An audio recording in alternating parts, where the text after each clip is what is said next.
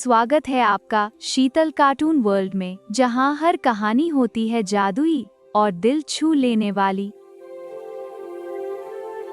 बहुत समय पहले बर्फ से ढके एक सुंदर और शांत राज्य में, जहां हर तरफ सफेदी और चमक बिखरी थी। बहुत समय पहले बर्फ से ढके एक सुंदर राज्य में एक प्यारी सी राजकुमारी रहती थी। उसका नाम था अनाया। जन्म से ही उसके पास एक अनोखी शक्ति थी। वह बर्फ और सर्द हवाओं को अपनी मर्जी से नियंत्रित कर सकती थी। जब वह मुस्कुराती तो आसमान से हल्की हल्की बर्फ गिरने लगती, और जब वह खुश होती तो ठंडी हवाएं फूलों को छूकर उन्हें चमका देती। उसकी माँ रानी नायरा उसे हमेशा सिखाती थीं कि असली जादू ताकत में नहीं, बल्कि दिल की अच्छाई में होता है। एक दिन रानी ने फैसला किया कि वह अनाया को आइस माउंटेन दिखाने ले जाएंगी, एक रहस्यमयी जगह जहां बर्फ की आत्माएं रहती थीं। दोनों वहां पहुंची। चारों तरफ सफेद चमकती बर्फ, नीले क्रिस्टल और गहरी खामोशी। लेकिन उन्हें क्या पता था कि वहां कोई उनका इंतजार कर रहा था। अचानक अंधेरे से एक भयानक छाया उभरी। वह एक शक्तिशाली डाइन थी। उसकी लाल चमकती आंखें और डरावनी आवाज गूंज उठी। आज से यह राज्य मेरा होगा। नहीं, हम इसे नहीं होने देंगे। हाँ, हमें लड़ना होगा। नायरा रानी ने तुरंत अनाया को पीछे किया और एक भयंकर युद्ध शुरू हो गया। तुम्हारी जादू मेरे सामने टिक नहीं पाएगा। हम हार नहीं मानेंगे। लेकिन डाइन ने एक भयानक जादू किया। एक तेज हवा चली और रानी फिसलकर पहाड़ से नीचे गिर गईं और अचानक गायब हो गईं। लेकिन अब बहुत देर हो चुकी थी। राजकुमारी की चीख बर्फीले पहाड़ों में गूंज गई। डायन ने तुरंत अपना अगला कदम उठाया। उसने अपना और अपनी बेटी का रूप बदल लिया। वह अपनी बेटी के साथ महल पहुंची, जहां राजा पहले से ही दुख में डूबे हुए थे। और यही मौका था। काला मंत्र, अंधकार की शक्ति, राजा का मन मेरे वश में हो।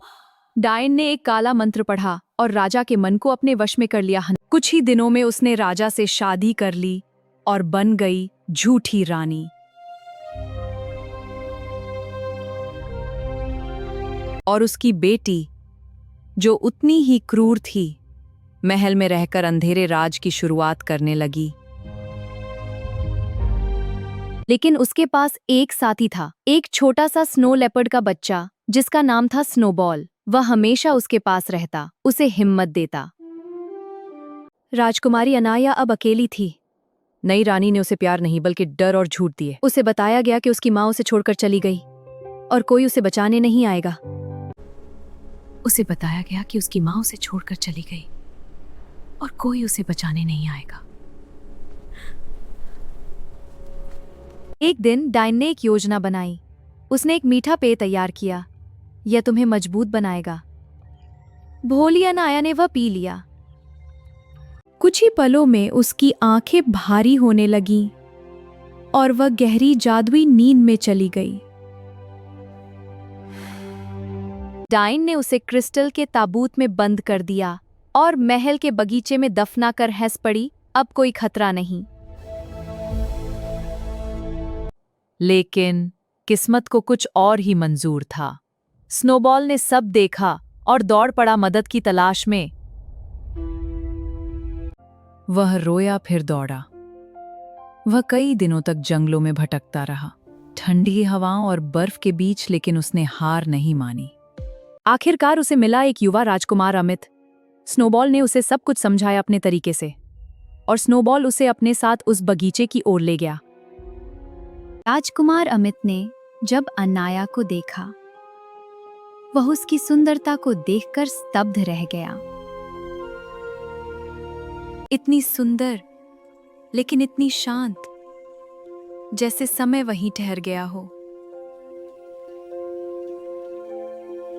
उसकी आंखों में आंसू आ गए और एक आंसू धीरे से गिर पड़ा। जैसे ही आंसू बर्फ को छूता है, एक जादुई रोशनी फैलने लगती है।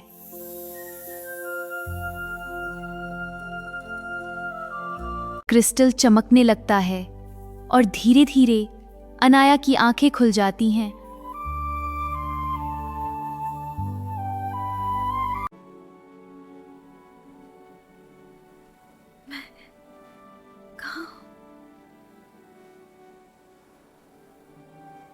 क्रिस्टल चमक उठा और अनाया जाग गई, जैसे खुद किस्मत ने उसे एक और मौका दिया हो। जैसे ही अनाया जागी, पूरे राज्य में हलचल मच गई। ये कैसे हो सकता है?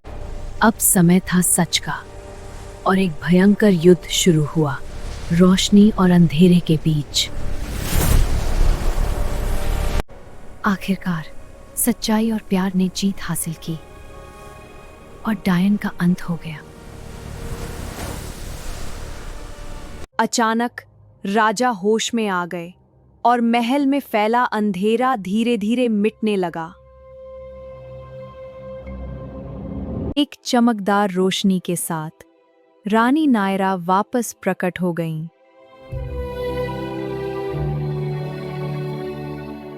वह कभी मरी नहीं थी, बल्कि एक जादुई कैद में बंद थीं। माँ, आप सच में वापस आ गई। हाँ मेरी बच्ची। मुझे बहुत डर लगा था। सब ठीक है अब। जादू टूटते ही रानी वापस आ गई। माँ बेटी का मिलन पूरे राज्य के लिए खुशी बन गया। अब पूरा राज्य फिर से खुशियों से भर गया। हर तरफ मुस्कान और रोशनी लौट आई।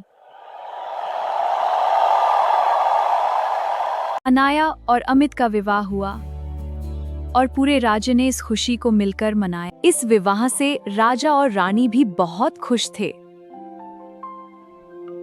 और स्नोबॉल हमेशा उनकी खुशी का हिस्सा बना रहा, एक सच्चे दोस्त की तरह।